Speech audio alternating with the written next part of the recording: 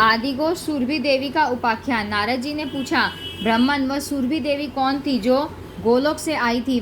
मैं उसके जन्म का चरित्र सुनना चाहता हूँ। भगवान नारायण कहते हैं, नारद, देवी सुरभि गोलोक में प्रकट हुई। वह गौओं की अधिष्ठात्री देवी, गौओं की आदि, गौओं की जननी तथा संपूर्ण गौओं में प्रमुख थी। मुने, समस्त गौओं से प्रथम वृंदावन में उस सुरभि का ही जन्म हुआ है, अतः मैं उसका चरित्र कहता हूँ, सुनो। एक समय की बात है, राधापति कौतुकी भगवान श्री कृष्ण राधा के साथ गोपांगनाओं से घिरे हुए पुण्य वृंदावन में गए।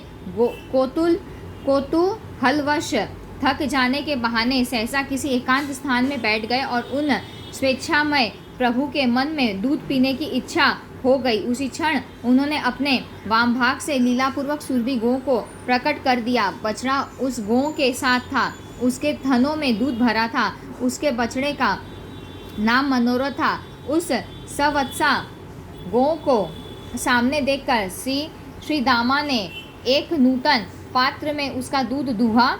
वह दूध जन्म और मृत्यु को दूर करने वाला एक दूसरा अमृत ही था। स्वयं गोपीपति भगवान श्री कृष्ण ने उस स्वादिष्ट दूध को पिया। फिर हाथ से वह भांड गिरकर फूटा और दूध धरती पर फैल गया। गिरते ही वह दूध सरोवर के रूप में परिणत हो गया।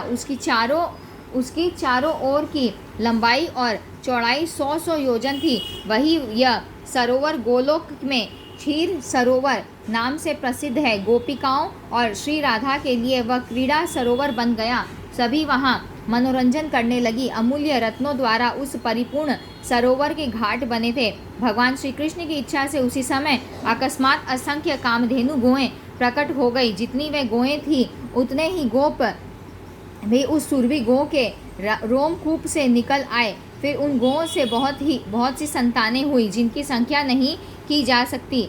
यो उस सुरभि देवी से गौओं की सृष्टि कही जाती है, जिससे जगत व्याप्त है। मुने, उस समय भगवान श्री कृष्ण ने देवी सुरभि की पूजा की थी। तत्पश्चात त्रिलोकी में उस देवी की दुर्लभ पूजा का प्रचार हो गया। दीपावली के दूसरे दिन भगवान श्री कृष्ण की आज्ञा से देवी सुरभि की पूजा संपन्न हुई थी। यह प्रसंग मैं अपने पिता धर्म के मुख से सुन चुका हूँ। महाभाग, देवी सुरभि का ध्यान, स्तोत्र, मूल मंत्र तथा पूजा की विधि का क्रम मैं तुमसे कहता हूँ, सुनो।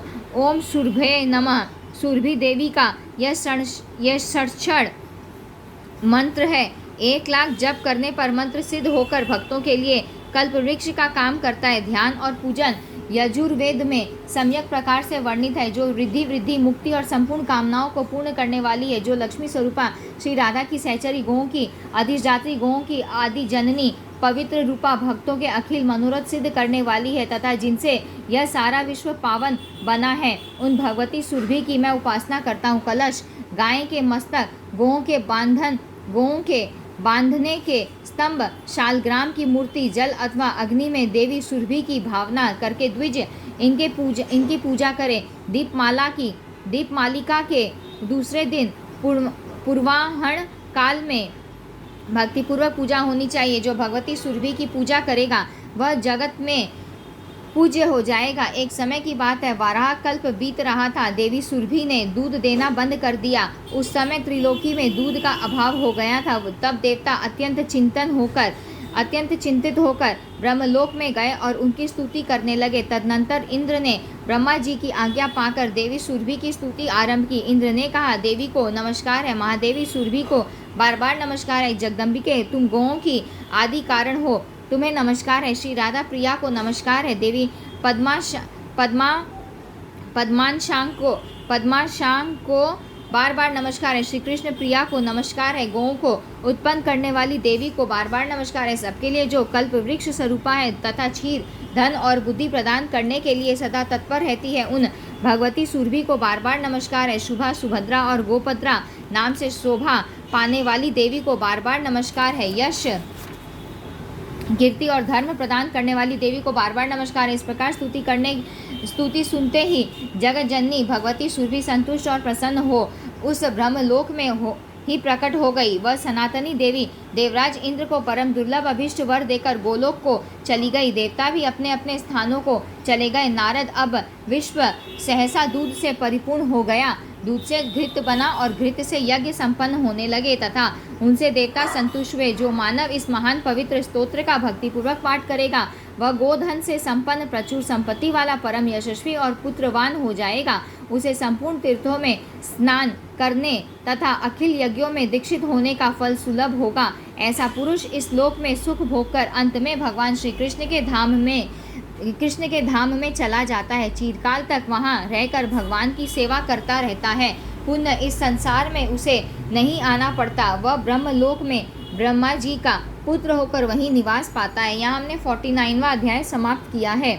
भगवती श्री राधा तथा श्री दुर्गा के मंत्र, ध्यान, पूजा विधान तथा स्तवन का वर्णन। नारद जी ने कहा, प्रभो मूल प्रकृति आराध्या देवियों के संपूर्ण यथार्थ उपाख्यान सुन चुका, जिनके श्रवण मात्र से प्राणी जन्म और मृत्यु के बंधन से छूट जाता है। अब मैं भगवती श्री राधा और दुर्गा के वेद गोप्य रहस्य तथा उनके मंत्र के अनुष्ठान का प्रयोग जो स्तुति में वर्णित है सुनना चाहता हूँ। मुनीश्वर, आपने इन दोनों महान देवियों की महिमा भी भलीभांति वर्णन की है। भला कौन ऐसा पुरुष है जो इनकी महिमा सुनकर गदगद न हो जाए, जिनके अंश से यह सारा जगत विद्यमान है, जो चराचर जगत पर शासन करती है तथा जिनकी भक्ति से मानव सहज ही कृतार्थ हो जाता है। उन भगवती श्री राधा और दुर्गा के विधान, मंत्र और अनुष्ठान की पूजा का प्रकार बताने की कृपा कीजिए। भगवान नारायण कहते हैं, नारद सुनो, यह वेद वर्णित रहस्य तुम्हें बताता हूँ। यह सर्वोत्तम एवं परात्पर सार रहस्य जिस किसी के सम्मुख नहीं कहना चाहिए। इस रहस्य को सुनकर दूसरों से कहना उचित नहीं है, क्योंकि यह अत्यंत गुहा रहस्य है। मूल प्रकृति स्वरूपिणी भगवती भुवनेश्वरी के सकाश से जगत की उत्पत्ति के समय दो शक्तियां प्रकट हुई। श्री राधा भगवान श्री कृष्ण के प्राणों की अधिष्ठात्री देवी है और श्री दुर्गा उनकी बुद्धि की अधिष्ठात्री। यह ही दोनों देवियां संपूर्ण जगत को नियंत्रण में रखती और प्रेरणा प्रदान करती हैं। विराट आदि चराचर सहित संपूर्ण जगत इन्हीं के अधीन है। अतः इन भगवती श्री राधा और दुर्गा को प्रसन्न करने के लिए निरंतर उनकी उपासना करनी चाहिए। नारद, पहले मैं श्री राधा का मंत्र बतलाता हूँ, तुम भक्तिपूर्वक सुनो। इस श्रेष्ठ मंत्र का ब्रह्मा विष्णु आदि देवताओं ने सदा सेवन किया है। श्री राधा इस शब्द के अंत में चतुर्थी विभक्ति लगाकर उसके आगे वहीन जाया अर्थात स्वाहा शब्द जोड़ देना चाहिए। श्री राधाए स्वाहा यह भगवती श्री राधा का षडक्षर मंत्र धर्म और अर्थ का प्रकाशक है। इसी के आदि में माया बीज रिंग का प्रयोग करें तो यह भगवती श्री राधा वांछा चिंतामणि मंत्र कहा जाता है। मंत्र इस प्रकार है ह्रीं श्री राधाए स्वाहा। असंख्य मुख और जिह्वा वाले भी इस मंत्र के महामात्य का वर्णन नहीं कर सकते। सर्वप्रथम भगवान श्री कृष्ण ने भक्तिपूर्वक इस मंत्र का जप किया था। उस समय भगवान गोलोक में थे। रास का प्रारंभ था। मूल प्रकृति श्री राधा देवी के आदेश से इस मंत्र के जप में भगवान की प्रवृत्ति हुई थी। फिर भगवान श्री कृष्ण ने विष्णु को, विष्णु ने विराट ब्रह्मा को, ब्रह्मा ने धर्मदेव को और धर्मदेव ने मुझे इसका उपदेश किया। इस प्रकार परंपरा चली आई। मैं निरंतर इस मंत्र का जप करता हूँ। इसी से ऋषि मेरा सम्मान करते हैं। ब्रह्मा आदि संपूर्ण देवता नित्य प्रसन्न होकर उन भगवती राधा का ध्यान करते हैं, क्योंकि यदि श्री राधा की पूजा न की जाए तो पुरुष भगवान श्री कृष्ण की पूजा का अधिकारी समझा जाता है। इसलिए संपूर्ण विष्णु भक्तों को चाहिए कि भगवती श्री राधा की उपासना अवश्य करें। यह देवी भगवान श्री कृष्ण के प्राणों की अधिष्ठात्री है, अतः भगवान इनके अधीन रहते हैं। भगवान श्री कृष्ण के रास की यह नित्य स्वामिनी है। इन श्री राधा के बिना भगवान श्री कृष्ण क्षण भर भी नहीं ठहर सकते। संपूर्ण कामनाओं को सिद्ध करने के कारण इन देवी का नाम श्री राधा हुआ है। यहाँ जितने मंत्र उद्धृत हैं उनमें यह जो श्री राधा का मंत्र है इसका ऋषि मैं नारायण हूँ। गायत्री छंद है। श्री राधा इस मंत्र की देवता है। तारा बीज और शक्ति बीज को इनकी शक्ति कहा गया है। मुने इसके बाद रासेश्वरी भगवती श्री राधा का सामवेद में वर्णित पूर्वोक्त विधि के अनुसार ही ध्यान करना चाहिए। भगवती श्री राधा का वर्ण श्वेत चंपक के समान है। इनका मुख ऐसा प्रतीत होता है मानो शरद ऋतु का चंद्रमा हो। इनका श्री विग्रह असंख्य चंद्रमा के समान चमचमा रहा है। आंखें शरद ऋतु के विकसित कमल की तुलना कर रही हैं। इनके अधर बिंबा फल के समान श्रोणी स्थूल और नितंब करधनी से अलंकृत हैं।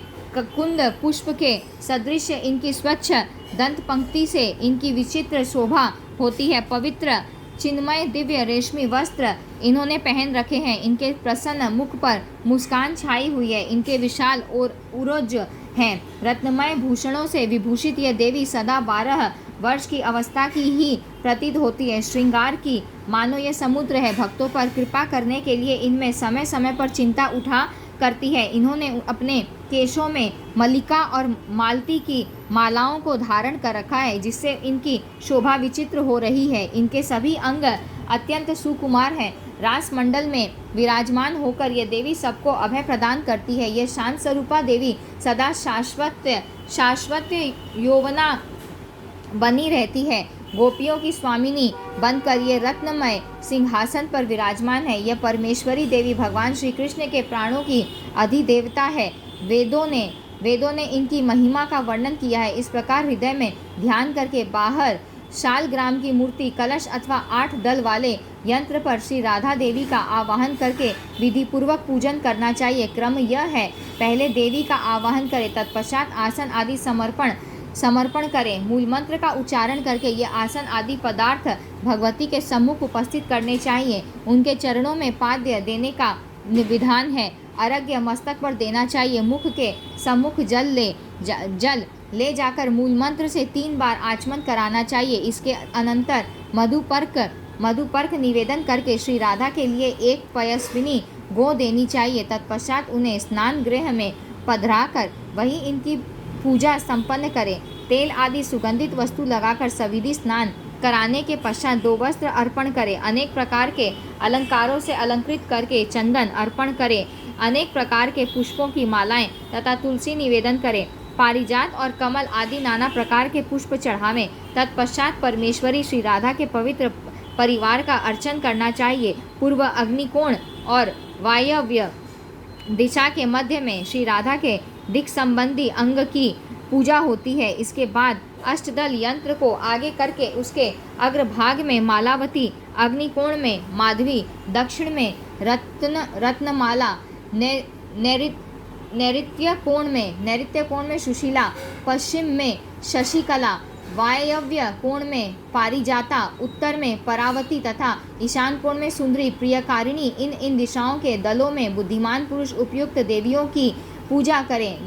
यंत्र पर ही दल के बाहर ब्रह्मा आदि देवताओं, सामने भूमि पर दिक्पालों एवं वज्र आदि आयुधों की अर्चा करें। इस प्रकार भगवती श्री राधा की पूजा करनी चाहिए। यह पूर्व कथित देवता देवी के आवरण हैं। इनके साथ गंध आदि उत्तम उपचारों से बुद्धिमान पुरुष भगवती श्री राधा की अर्चना करे।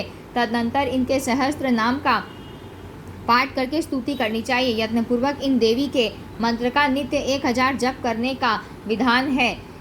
इस प्रकार जो पुरुष राशेश्वरी परम पूज्या श्री राधा देवी की अर्चना करते हैं वे भगवान विष्णु के समान हो सदा गोलोक में निवास करते हैं। जो बुद्धिमान पुरुष शुभ अवसर पर भगवती श्री राधा का जन्मोत्सव मनाता है उसे राशेश्वरी श्री राधा अपना सानिध्य प्रदान कर देती है। गोलोक में सदा निवास करने वाली भगवती श्री राधा किसी कारण से वृंदावन में पधारी। यहाँ कहे हुए संपूर्ण मंत्रों की वर्ण संख्या विधान के अनुसार होनी चाहिए। इसे पुरस्चरण कहा गया है। इसमें मंत्र का दशांश हवन करना चाहिए। दूध, मधु और घृत आदि स्वादिष्ट पदार्थों से युक्त तिलों द्वारा भक्ति से संपन्न होकर हवन करें। नारद जी ने कहा, मुने अब आप सम्यक प्रकार से स्तोत्र सुनाने की कृपा करें जिससे भगवती श्री राधा प्रसन्न हो जाती है। भगवान नारायण कहते हैं, भगवती परमेशानी तुम रास मंडल में विराजमान रहती हो, तुम्हें नमस्कार है। रासेश्वरी भगवान श्री कृष्ण तुम्हें प्राणों से भी अधिक प्रिय मानते हैं, तुम्हें नमस्कार है। करुणार्ववे तुम त्रिलोक की जननी हो, मैं तुम्हें नमस्कार करता हूँ। तुम मुझ पर प्रसन्न होने की कृपा करो। ब्रह्मा विष्णु आदि समस्त देवता तुम्हारे चरण कमलों की उपासना करते हैं। जगदम्बे तुम सरस्वती, सावित्री, शंकरी, गंगा, पद्मावती और षष्ठी मंगल चंडिका इन रूपों से विराजती हो, तुम्हें नमस्कार है। तुलसी रूपे तुम्हें नमस्कार है। लक्ष्मी स्वरूपिणी तुम्हें नमस्कार है। भगवती दुर्गे तुम्हें नमस्कार है। सर्वरूपिणी तुम्हें नमस्कार है। जननी तुम मूल प्रकृति स्वरूपा एवं करुणा की सागर हो, हम तुम्हारी उपासना करते हैं, अतः तुम इस संसार सागर से हमारा उद्धार करने की कृपा करो। जो पुरुष त्रिकाल संध्या के समय भगवती श्री राधा का स्मरण करते हुए उनके इस स्तोत्र का पाठ करता है, उसके लिए कभी कोई भी वस्तु किंचिन मात्र भी दुर्लभ नहीं हो सकती। आयु समाप्त होने पर शरीर का त्याग कर वह बड़भागी पुरुष गोलोक में जा रास मंडल में नित्य स्थान पाता है। यह परम रहस्य जिस किसी के सामने नहीं कहना चाहिए। विप्रवर, अब भगवती श्री दुर्गा की पूजा का विधान सुनो, जिसके श्रवण मात्र से घोर विपत्तियां स्वयं भाग जाती हैं। जो इन भगवती दुर्गा की उपासना नहीं करता हो, ऐसा तो इस जगत में कोई है ही नहीं, क्योंकि वह सबकी उपास्या, सबकी जननी, शैवी एवं शक्ति देवी बड़ी ही अद्भुत है। यह भगवती दुर्गा सबकी बुद्धि की अधिदेवी है। अंतर्यामी रूप से सबके भीतर इनका वास रहता है। घोर संकट से रक्षा करने के कारण जगत में यह दुर्गा नाम से प्रसिद्ध है। शैव और वैष्णव पुरुषों द्वारा निरंतर इनकी उपासना होती है। इन मूल प्रकृति श्री दुर्गा देवी के सत्य प्रयास से जगत की सृष्टि, स्थिति और संहार होते हैं। अब इनके उत्तम नवाक्षर मंत्र का वर्णन करता हूँ। सरस्वती बीज ऐं, भुवनेश्वरी बीज ह्रीं और काम बीज क्लीं, इन तीनों बीजों का आदि में क्रमश प्रयोग करके चामुंडाए इस पद को लगाकर फिर विचय यह 2 अक्षर जोड़ देना चाहिए। ओम ऐं ह्रीं क्लीं चामुंडाए विचय, यही मनोप्रोक्त नवाक्षर मंत्र है। उपासकों के लिए यह कल्प वृक्ष के समान है। यह नवाण मंत्र के ब्रह्मा, विष्णु और रुद्र ये 3 ऋषि कहे जाते हैं। गायत्री, उशीणग और त्रिष्टुप ये 3 छंद हैं। महाकाली, महालक्ष्मी और महासरस्वती देवता है तथा रक्त दंतिका दुर्गा एवं भ्रामरी बीज है। नंदा, शाकंभरी और भीमा शक्तियाँ कही गई हैं। धर्म, अर्थ, काम और मोक्ष की प्राप्ति के लिए इस मंत्र का प्रयोग किया जाता है। ऐं ह्रीं क्लीं 3 बीज मंत्र, चामुंडाए ये 4 अक्षर तथा विचय में 2 अक्षर, ये ही मंत्र के अंग हैं। प्रत्येक के साथ नमः, स्वाहा, वसट, होम, वोसट और फट ये 6 जाति संज्ञक वर्ण लगाकर शिखा, दोनों नेत्र, दोनों कान, नासिका, मुख और गुदा आदि स्थानों में इस मंत्र के वर्णों का न्यास करना चाहिए। ध्यान इस प्रकार करें। महाकालिका का ध्यान। 3 नेत्रों से शोभा पाने वाली भगवती महाकाली की मैं उपासना करता हूँ। वह अपने हाथों में खड्ग, चक्र, गदा, बाण, धनुष, परिघ, शूल, भूषुंडी, मस्तक और शंख धारण करती है। वह समस्त अंगों में दिव्य आभूषणों से विभूषित है। उनके शरीर की कांति नील मणि के समान है तथा वह 10 मुख और 10 पैरों से युक्त है। कमलासन, ब्रह्मा जी ने मधु और कैटभ का वध करने के लिए इन महाकाली की उपासना की थी। इस प्रकार काम्बीज स्वरूपिणी भगवती महाकाली का ध्यान करना चाहिए। महालक्ष्मी का ध्यान जो अपने हाथों में अक्षमाला, फरसा, गदा, बाण, वज्र, पद्म, धनुष, कुंडिका, दंड, शक्ति, खड़ग, ढाल, घंटा, मधुपात्र, त्रिशूल, पाश और सुदर्शन चक्र धारण करती है, जिनका वर्ण अरुण है तथा जो लाल कमल पर विराजमान है। उन महिषासुर मर्दिनी भगवती महालक्ष्मी का मैं भजन करता हूँ। महासरस्वती का ध्यान जो अपने कर कमलों में घंटा, शूल, हल, शंख, मूसल, चक्र, धनुष और बाण धारण करती है। कुंद के समान जिनकी मनोहर कांति है, जो शुंभ आदि दैत्यों का नाश करने वाली है। वाणी बीज जिनका स्वरूप है तथा जो सच्चिदानंदमय विग्रह से संपन्न है, उन भगवती महासरस्वती का मैं ध्यान करता हूँ। प्राज्ञ, अब यंत्र बतलाता हूँ, सुनो। 6 कोण से युक्त त्रिकोण यंत्र होना चाहिए। चारों ओर अष्टदल कमल हो। कमल में 24 पंखुड़ियाँ होनी चाहिए। वह भूगृह से युक्त हो। यंत्र के विषय में चिंतन करें। शालग्राम, कलश, यंत्र, प्रतिमा, बाण चिन्ह अथवा सूर्य में एकनिष्ठ होकर भगवती की भावना करके पूजा करें। जया एवं विजया आदि शक्तियों से संपन्न पीठ पर देवी की अर्चना करना श्रेष्ठ माना गया है। यंत्र के पूर्व कोण में सरस्वती सहित ब्रह्मा, नैऋत्य कोण में लक्ष्मी सहित श्री हरि तथा वायव्य कोण में पार्वती सहित शंभु की पूजा करनी चाहिए। देवी के उत्तर सिंह की तथा बाईं ओर महिषासुर की पूजा का नियम है। 6 कोणों में क्रमश नंदजा, रक्तदंता, शाकंभरी, शिवा, दुर्गा, भीमा और ब्राह्मरी की पूजा होनी चाहिए। 8 दलों में ब्राह्मरी, माहेश्वरी, कोमारी, वैष्णवी, वाराही, नारसिंगी, ऐन्द्री और चामुंडा की अर्चना करें। इसके बाद 24 पंखुड़ियों में पूर्व के क्रमश विष्णु, माया, चेतना, बुद्धि, निद्रा, क्षुधा, छाया, पराशक्ति, तृष्णा, शांति, जाति, लज्जा, शांति, श्रद्धा, कीर्ति, लक्ष्मी, धृति, वृत्ति, श्रुति, स्मृति, दया, तुष्टि, पुष्टि, माता और भ्रांति, इन देवियों की पूजा करनी चाहिए। तदनंतर भूगृह कोण में गणेश, क्षेत्रपाल, वटुक और योगिनी की भी बुद्धिमान पुरुष पूजा करें। इसके बाहर व्रज आदि आयुधों सहित इंद्र आदि देवताओं की पूजा करें। इसी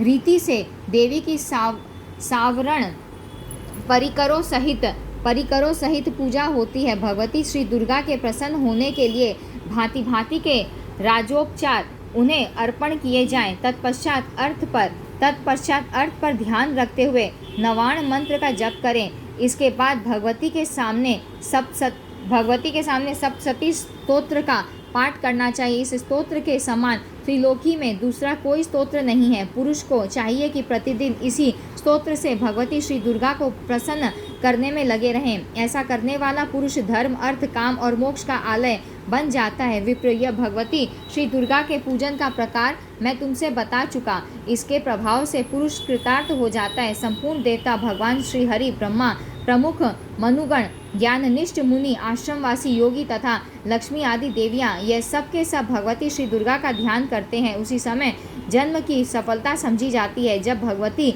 श्री दुर्गा का स्मरण हो जाए। 14 मनुओं ने भगवती श्री दुर्गा के चरणों का ध्यान करके ही मनुपद को प्राप्त किया है। इन श्री दुर्गा की कृपा से ही देवता अपने अपने स्थान पर विराजमान रहते हैं। मुने, यह संपूर्ण उपाख्यान परम रहस्यमय है। इसमें देवी प्रकृति के 5 मुख्य स्वरूपों तथा उनके अंशों का वर्णन हुआ है। इसके नित्य श्रवण करने से मनुष्य 4 प्रकार के पुरुषार्थों को प्राप्त कर लेता है। इसमें संशय नहीं है। मेरी यह वाणी सत्य है। इस रहस्य के प्रभाव से संतानहीन पुत्रवान तथा विद्या का अभिलाषी विद्वान बन जाता है। यही नहीं, जिसको जिस वस्तु की कामना होती है वह इस रहस्य श्रवण के फल स्वरूप उस मनोरथ को प्राप्त कर लेता है। नवरात्र में मन को सावधान करके भगवती दुर्गा के सम्मुख इस स्तोत्र का पाठ करना चाहिए। इससे जगतदात्री भगवती जगदम्बा अवश्य संतुष्ट हो जाती है। जो पुरुष प्रतिदिन इस सप्तशती स्तोत्र के एक अध्याय का भी पाठ करता है तो भगवती उसके अनुकूल हो जाती है, क्योंकि यह सप्तशती स्तोत्र देवी को प्रसन्न करने का परम साधन है। इस विषय में यथाविधि